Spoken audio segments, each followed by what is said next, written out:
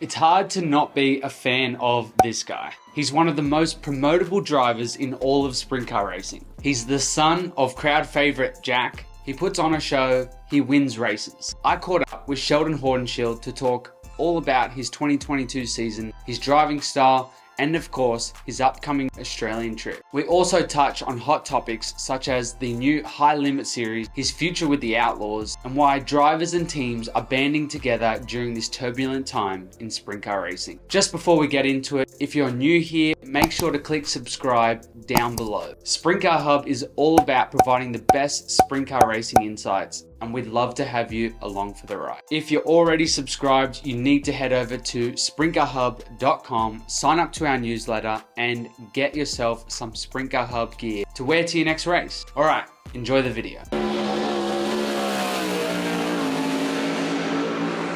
You just finished your 22 Outlaw season in 5th place. What are your thoughts on your year? Yeah, I'm happy with our year. Getting 9 wins was huge. Our goal was 10, so we got close to that. And yeah, I feel like we put up a good fight. And probably up until Weedsport, I feel like we were in the hunt for a championship, and we learned from it, and kind of figure out what we need for next year. I feel like from the outside, I feel like you've changed your driving style over the last year. I feel like you've become a more well-rounded driver rather than just being known to run the horde line or the very top of the racetrack. Do you agree? And is that something that you've consciously worked on to be able to, I guess, run at the front of the championship? Yeah, for sure. Definitely agree with that. And I feel like that's just something you have to do and learn from past mistakes. And, when you get yourself in situations to, think about, previous outcomes that you've had. And yeah, end of the day, the goal is to try and win one of these championships. And you got to go about it a different way. Do you ever feel pressure to drive like your dad did? Not really, no. I don't really feel like I ever drove like him anyways. I feel like a lot of people think that I do or have or whatever, but when I'm in the car and when I watch Dad, to me it's two completely different deals, but a lot of people think that we're pretty similar. What is your dad up to these days? Not much, just retired and restoring a couple old trucks, and not much. He's pretty bored and looking for stuff to do, but he stays busy enough, and we try and get him out to some of our races, but hard to do. You weren't with this team from the start, but now it seems like it's been molded around you. How are things tracking with you and the SJM team? Yeah, everything's been great. I feel like, I kind of got my foot in there and got in here with them. And yeah, they've been able to, they've worked with me really well and kind of, made moves that I've wanted to make, for the past 5 years now. So very fortunate to be in the situation I'm in. And I feel like I still feel very new here. And I feel like 5 years sounds like a lot, but if you look at TSR, KKR, them guys are going on 10, 15, 20-year relationships on building a team and working towards championships. So, 5 years sounds like a lot, but to me, I kind of play the long game and where I want to be in 10 years and how we're going to get to that point. So, the whole SJM team's been really good to me, and I feel like now that I've got Ripper in my corner and able to work with him and kind of get the equipment that we want, that's been the biggest goal of ours.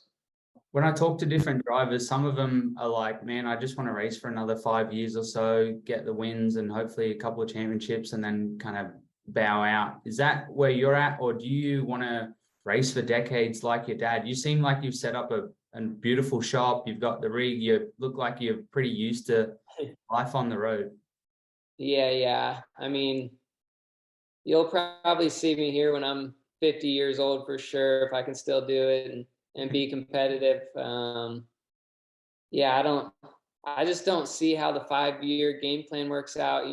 It's worked for some, Jason Myers, a couple guys like that. But I think in today's age and trying to, get to the Outlaws, race 5 years and think, I'm going to have a really successful career is to me not that likely. And, I think guys that are in it for the long haul will end up prevailing. And, I feel like that's me. This is what I do for my life, not just a job, but it's kind of all that I know. And, it's what I'm happy doing. So, I don't see myself really wanting to do other things or anything like that. So for me, I'm in it for the long haul and ready to go. Yeah, I'm not really surprised you said that. Like I said, we're seeing the way your shop is and the way you go about your racing, and obviously your dad's history with how long he's been in the sport. I'm not surprised that you want to, or you're prepared to do it for a long time. And I guess that kind of moves on to the next question, where I wanted to ask about the kind of unrest this past season with teams and the Outlaws organization. You've been, vocal at times. Is that because you see yourself as, hey, I'm going to be involved in this sport for a long time. Let's make it the way it needs to be? Yeah, for sure. And I've been vocal about it to the Outlaws. And, I want to see the younger generations, you want kids to look up to be an outlaw driver. And, you want them to have everything that they could achieve in the sport. And I feel like our sport has a long way to go to get to that point. And, the money deal makes everything tough, but, I commit my whole life to this sport and you want to be rewarded for it. So I feel like there has to be a little better middle ground here on, you don't want to sound greedy, but, you want to be rewarded for your efforts and your life commitments. I feel that fans watching this won't really understand the financial side of what drivers and teams go through. Without getting into too much detail of your own specific situation, can you give us an idea of how a driver earns money either with the World of Outlaws or just in sprint car racing in general? Yeah, for sure. I mean, I can only speak for me personally, but we're not getting signed big contract bonuses or anything like that. Most of all of us are racing off with just a percentage of what the car makes, and that's our income. So, if I DNF and it's $1,000 to start that race, I'm probably making less than $500 that night. So, it all looks really good and glamorous, but unless you're performing every night and doing really good, that's when you make money. So, yeah, obviously you have your highs and you have your lows, but, with everything, but it's all performance-based money and, there's no guaranteed money in the sport for us drivers. Is that why you put so much effort into your merchandise side of, I guess it's its own business now, isn't it? Yeah, for sure. And the fans are what, are able to help us keep going and, be able to do a lot of things. So for us, fans are huge and mean a ton to us. And, I've got to see it my whole life with my dad, especially, so many great fans all over the country that support drivers. And yeah, without them, a lot of us drivers wouldn't be able to do it at the level that we're able to do it. When it comes to racing with the Outlaws, are you contracted to the Outlaws, or is it the team, or is it like a three-way agreement? How does that work? It's pretty much a three-way agreement. I sign the Outlaw contract, the team signs it, and we're locked in there with them, and whatever it says, that's our rule book. So you seem to have some involvement with the new High Limit series. Is that was that after the sort of weed sport thing, incident, or is that something that you've been knowing about for a long time and wanted to be involved? Where did that all come about? I didn't really know about the High Limit deal all too much. Obviously, you hear about it a little bit here and there, and It kind of just timed out with the Weedsport incident with my deal and the high limit deal. And, basically it wasn't, that was just kind of the tipping point for me. And, I wanted to do a high limit deal at Wayne County because it's going to be the highest paying race that my local track's probably ever going to have. And unless we are keep doing these high limit races. So, for me, it was more of, I want to have a big paying race at my local track and get some of the best guys we can there. So, and I want to be able to keep doing that and maybe grow that event bigger and bigger, because the Outlaws are not going to go back to my local track probably ever again. So for me, that's the next best thing that I'm able to do. Do you want to run with the Outlaws full time? Is that the perfect situation and they just allow you to do some more races? Where do you guys stand on that? Do you stand together as teams and drivers on wanting the same stuff? It's tough. I feel like, yeah, we all stand together and we want the same stuff. I feel like everybody wants to race the Outlaws. That's what we all grew up wanting to do. But at the end of the day, NASCAR drivers aren't scheduled to just race NASCAR races. And, we just want a little bit of freedom. And, we feel like the pay needs to come up.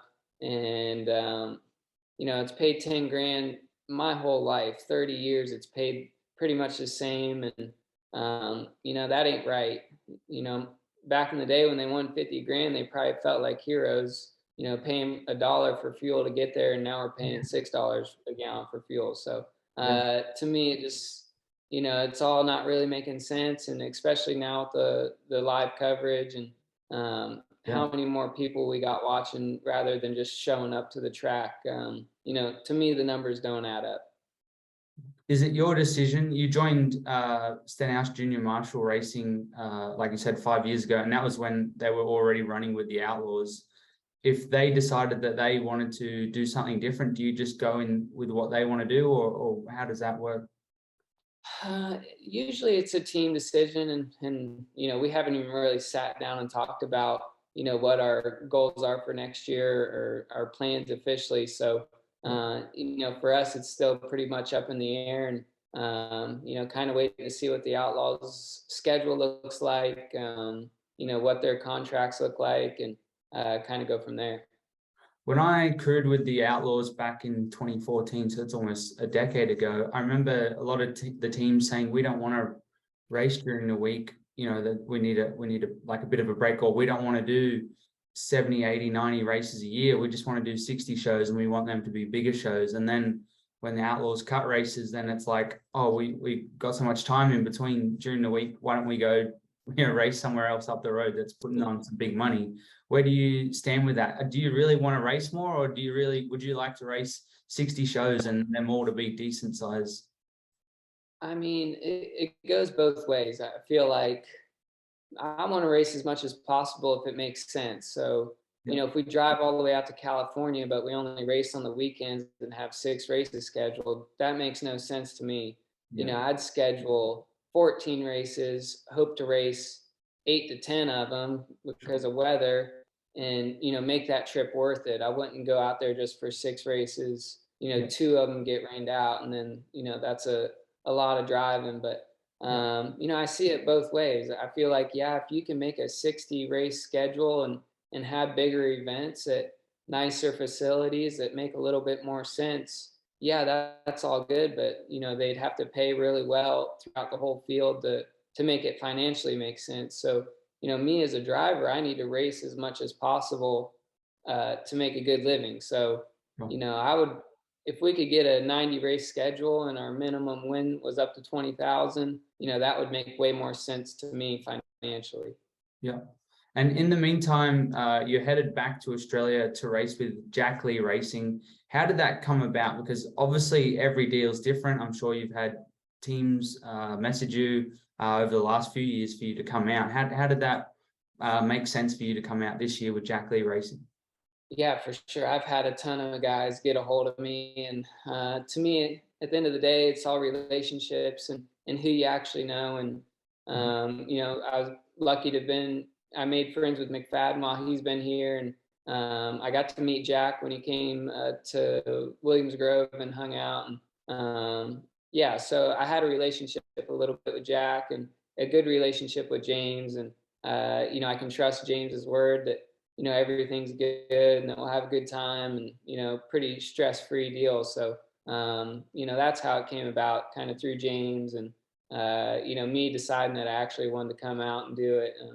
I feel like I've talked about it a little bit, but never really pulled the trigger on wanting to do it just because, I haven't really found a guy that I would like to go over and do it with because, hopefully with Jack, I'm, able to build a relationship and, maybe keep coming back and kind of make it a yearly deal. We spoke about you earning money as a driver. Is that a big reason, do you think, to come to Australia so you can use probably your primal years as a race car driver? You can race as much as you can. Yeah, for sure. And I feel like, I probably, it's been since 2014 that I've been, but, I've been just trying to get on my feet over here and get on the road. And, I've been building a building. So, things that I just wanted to be home for, but I feel I'm pretty established here now. And, that I'm able to maybe come travel a little bit. And yeah, I mean, I want to come win the classic is my goal. So, I'd like to keep coming until I can win that or, just win some races over there and, have a nice little vacation too. Do you know your schedule when you come out here? Yeah, I do. The first weekend changed. I'll read it off to you here. So the first one we had was Simpson on January 21st, but I think that one changed. That was a 360 race. Yeah. So we're going to race a 410 somewhere that weekend instead. But the 25th, Avalon, 26th, Mount Gambier, 27th, 28th, Premier. Yeah, so that's classic weekend. So pretty short race schedule. But I think that first weekend on the 21st, it'll be the 21st and 22nd somewhere. Is it hard to commit to wanting to race in Australia when you've got such a busy outlaw season? You obviously just don't turn up and drive. I know some drivers with the Outlaws are fly in, race, and fly home after the couple nights of racing. Your deal's not like that. You seem pretty hands-on with everything and seems like a lot of work. I can't imagine that you're really jumping to go race in Australia, especially when it's only, a couple of weeks before your season starts over there. Yeah. So, yeah, when I get home from Australia, I think I'll have 2 days, pretty much come home, pack my motorhome up, and drive back down to Florida. So, it's about a 20-hour trip for me to get back down there. So, yeah, it's a little bit more stressful and a little bit more work, but I try to look at the positives. I feel like I'll be a little bit more fresh for Volusia and starting the year out too. And, our year's pretty slow starting a lot of times with the Outlaw deal and fighting with weather too. So, I'm excited for it. Yeah, it's going to be a little bit more work, but yeah, all in all, I think it'll be all right.